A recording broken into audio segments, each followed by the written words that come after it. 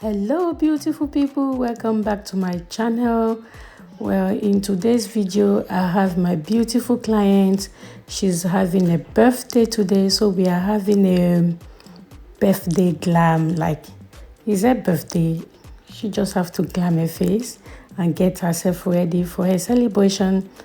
So if you like you might as well stay tuned and keep on watching how I transform my face for her birthday look. Okay guys, if you are new into my channel, my name is Sonia. I talk about hair, I do makeup, and I sometimes talk about lifestyle video. So if you haven't subscribe to my channel, and remember to press the notification bell so you'll be notified whenever I upload a new videos.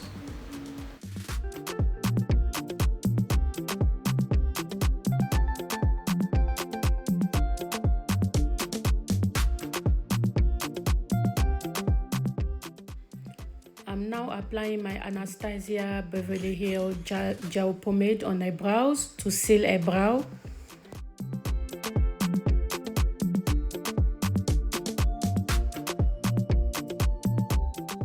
Okay guys, I'm now cleaning under her brow, clean her brow to look tidy, and all the products that I use on this video will be linked in the description box below.